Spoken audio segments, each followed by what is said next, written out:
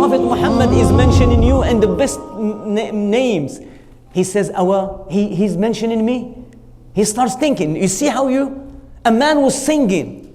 And he came to the Prophet ﷺ and he brought his sword and he says, Ya Rasulullah, Ashhadu an la ilaha illallah wa anna Rasulullah. And the Prophet ﷺ, he says, Wa anta sayfullahi al-maslul. And you are the sword of Allah. And the Prophet ﷺ, I tell the Muslim, why we don't study the seerah? Wallahi, we're missing a lot. Don't die before you finish the seerah 3 or 4 times. 3 or 4 times. Al-Rahiq al-Makhtoom, a book of Al-Mubarak-Furi, big in English, Arabic, read every day 2-3 pages of the seerah. Listen to ulama. There are 99 tapes of Yasir Qadi. There's many. But without the seerah, you're missing a lot. You just actually, it's like somebody took an orange, but he's eating the peel. He's not going to. Juice is inside, man. You're missing a lot. So there is another thing, even the trunk, the Prophet ﷺ used to make a palm tree. They cut a palm tree and he stand to make the minbar, to do the khutbah al-Jumu'ah and to speak. So he would stand on the trunk of a tree, of a palm tree. It's an old palm tree that the Sahaba, they cut, they make it, and he stand on it for so many years. Until one time a lady, she made a minbar for the Prophet. And again, it was a woman. She hired some Ethiopian brothers, wallah, it's amazing, from Habasha, a carpentry. And the tree from the rivers and the ocean from Jeddah are thrown, some wood from a ship. There was some wood, and they got the wood to Mecca. And this woman, she was rich, and she says to Ya Rasulullah, can I build you a minbar? It was a simple minbar again, not something like. And when he built it, he stand on it, on the new minbar. The trunk of a tree starts, the Sahaba, they say, Wallahi, we heard the whining like a baby, crying like a baby. And they looked at it. فَنَزَلَ النَّبِي صلى الله عليه وسلم مِنَ الْمِنْبَرِ. Go research. He said, and he hugged it until he stopped. He starts crying, weeping. When the Prophet changed the steps to go somewhere else. This is how even the rocks, this is how even al-jamad. We have another story about a camel that she complained to the Prophet. We have like I said, the trunk of a tree, and we do not study the Prophet ﷺ. And Allah says in the Quran, wallahi, this is crazy. A question, He said, أَفَلَمْ يَعْرِفُوا رَسُولَهُم. Don't you know Muhammad? There's a verse in Surah Al-Mu'mineen. Go check it up. It's a verse in the Quran. Allah said, don't you know Muhammad? Don't you know أَفَلَمْ يَعْرِفُوا رَسُولَهُم أَمْ هُمْ عَنْهُ, or they are heedless. Don't you know your messenger? Don't you study his life? Don't you study his biography? Don't you know who's this man in the sight of Allah? Even, wallahi, there is a non-Muslim I was reading. It's an American general from the army. He says, Muhammad, he's the biggest general and the best general ever. And you know why? He says why? He says why? He says he rendered his enemy to his best friend.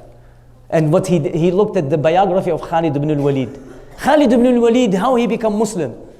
Because the Prophet ﷺ, he said one word.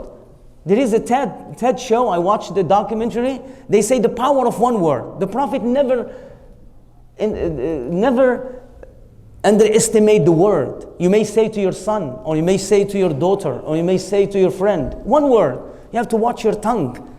One word, the Prophet ﷺ rendered Khalid ibn al-Walid Muslim. His brother became Muslim before him. Khalid ibn al-Walid has a brother. Khalid ibn al-Walid, the biggest combatant. Sayfullah, the one who will conquer and open the wall to the Muslim world today. Maybe some of you are in India, Pakistan, whatever, on the wall, or we in Morocco, or something, because of those people. That they brought Islam with the best manners. Akhlaq, by the way. If you look at them, their akhlaq. They are fighting, even in the fight, they are presenting moral characters. They're asking them, and we have many examples. You know what the Prophet did? The brother of Khalid ibn al-Walid was sitting, he says, Wallahi, if your brother comes to us, we will honor him. He is such a great man, and such a brilliant mind. The brother, he wrote a letter to his brother, he says, Ya Khalid, the Prophet Muhammad is mentioning you and the best names. He says, he's mentioning me. He starts thinking, you see how a man was singing. And he came to the Prophet ﷺ and he brought his sword and he says, Ya Rasulullah, Ashhadu an la ilaha illallah wa anna Rasulullah. And the Prophet ﷺ, he says, Wa anta sayfullahi al-maslul. And you are the sword of Allah. From that day, nobody can beat Khalid ibn al-Walid, because the Prophet told him, you are Sayfullah, you are the sword of Allah. That's why Khalid ibn al-Walid, we was mentioning the other day, did not die in the battle. And when he died, he said, I am a donkey. Why I am dying here? I should have died in the battle. He says, by Allah, there is no piece, no space on my body, except that it has a poke with a sword or a cut from my flesh. He said, there is no piece of, like no place in my body except that it's torn down. He says, وَهَا أَنَا الْيَوْمَ أَمُوتُ مِثْلَ مَا يَمُوتُ الْبَعِيرُ. And I'm today dying like a donkey. And somebody was next to him, he says, La wallahi, no. Because he was not faqih, he was not an alim, but he was a mujahid.